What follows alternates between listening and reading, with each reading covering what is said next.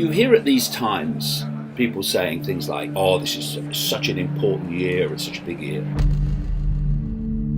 And it's like when there's an election, oh, this is the most important election for generations. And this election is the most important. The most important. This is the most important. The most important. The most important. Most important. Most important. The most important. This is the most important election in the history of our country. When it's not, and it isn't, but with 2021, that can't be said, because it is. This is a pivotal year, which will, in so many ways, decide the direction of human society for at least a very long time to come.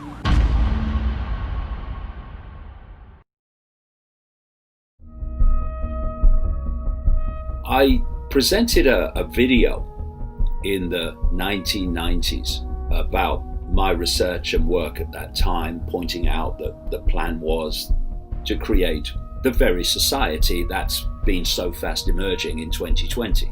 And I called it Freedom or Fascism, the time to choose. And all these years later, as we survey the incoming 2021, can anyone but the absolutely fast asleep question the fact that we are indeed facing that choice this year of freedom or fascism, and the fact that it is now big time, now, not tomorrow, not the middle of next week, now the time to choose which way we go. We're no longer at a point where we can think about it. We are looking fascism in the eye, and we need to look back and not blink. Of course, there are great numbers of the population who will just do what they're told and insist that everyone else does what they're told. So those of us who can see it and start to realize what we're facing, it's down to us to respond. It's our responsibility to respond. Seeing through the crap, seeing through the lies, the mendacity, is a gift.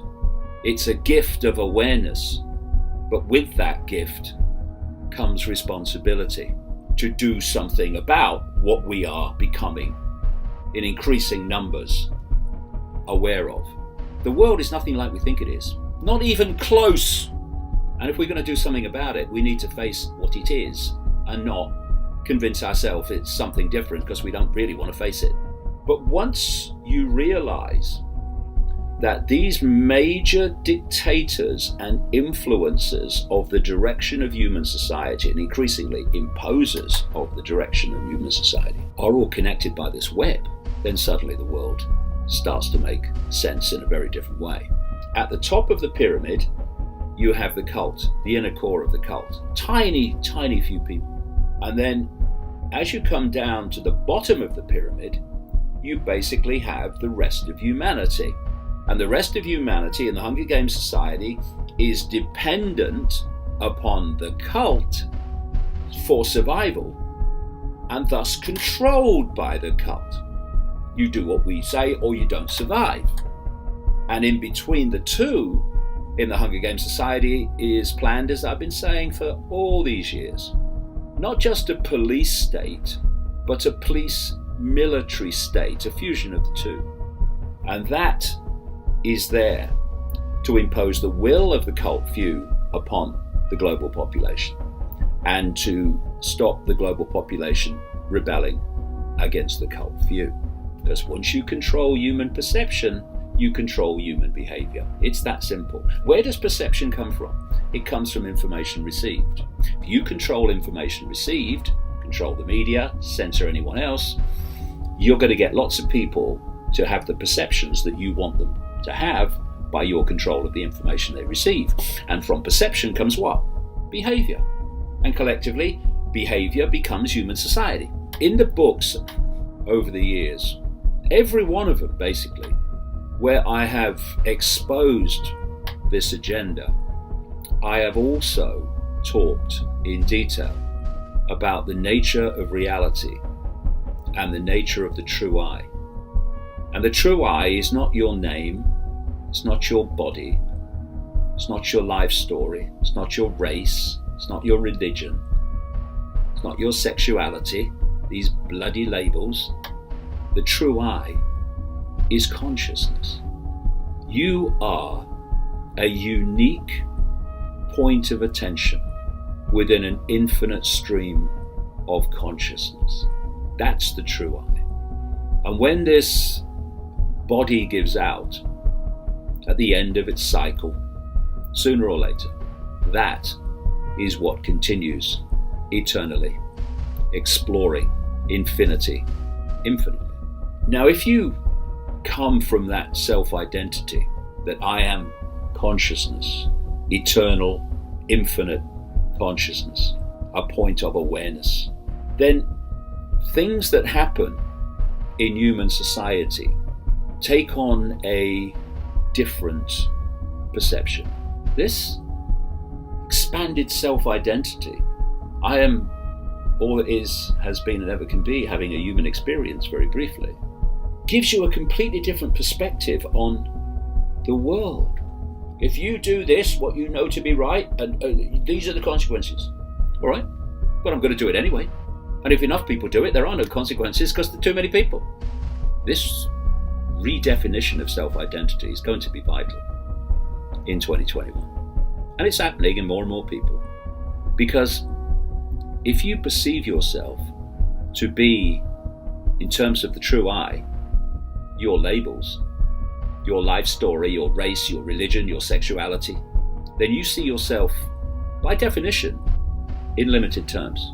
You are identifying yourself with your experiences, because that's what those labels are. They are experiences for the true I, a state of awareness, an eternal, infinite state of awareness.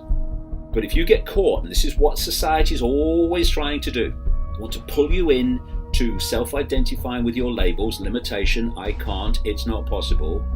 And for those that buy a religion, then you're just a pawn of a god. And you must do what God says. Well, how do I know what God says? I'll tell you, says another man in fancy dress.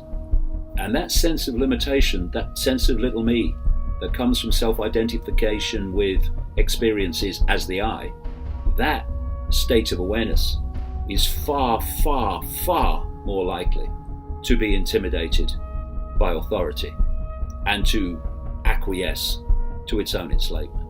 So I would say, look at the big picture. Look at the long game. When you do what you know to be right, you may have challenges in the short term, but events move in the kaleidoscope and it all works out in the end. Do what you know to be right. Have the courage to do that. And yes, there'll be challenges in a world that's insane, but it kind of works out in the end. Not despite doing what you know to be right, but because of it. I mean, look at my life. I did long ago what I knew to be right and got enormous ridicule for it and abuse ongoing daily. But now, 30 years later, more and more people are looking at what I'm putting out because events have moved my way in terms of what I said would happen is happening. Well, I have come back. Of course, I never went away. They only thought I did. Why? Because you keep doing what you know to be right.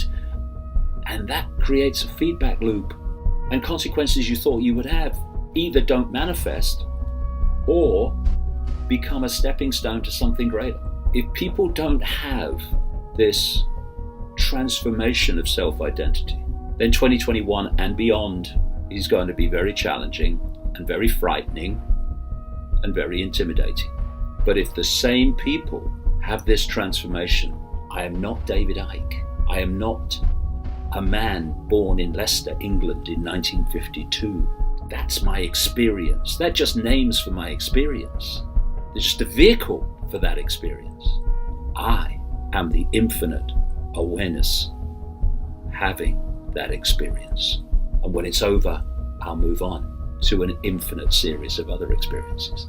And what that does, it makes the experience in the moment a very different proposition to what it does if you buy the 70 years and 10. This is all I am. So the spiritual transformation and what we need to do to bring this to an end are one and the same. Because people in that state of identity won't take shit from these psychopaths and morons. Won't happen. They'll stand up and they'll say, not having it. No, I'm not doing it. No. And as the number increases, game over. If you just sit there and take it and hope that it will come to an end, it's not meant to come to an end. So do we stand up now and draw the line and roll it back? Or do we just sit and complain and say, it'll be over eventually? No, you'll be over eventually. 2021 is the year that we find out which people want freedom, really want freedom, and which people just talk about it, platitude about it. Because freedom has to be lived. You can't be free just talking about it. You have to live it. And that is what is so necessary in 2021. We live freedom. We want freedom? Okay, we live freedom. And we cease to cooperate with anything that seeks to take it away. And there are billions of us, and there's a relative handful of them. The mathematics alone show where the answer lies. What we do in this regard, in this 2021, will indeed decide where humanity goes from here. Because if this cult gets all that it wants in 2021, if people think we've been living fascism in 2020, they ain't seen nothing yet. Come on, people. We're bigger than this. We're more numerous than that which controls us by vast amounts. No more acquiescence. Enough of it. 2021 can be the year that fascism completely took over. Or it can be the year when freedom expressed itself. And it can go down in history as the time the tide turned.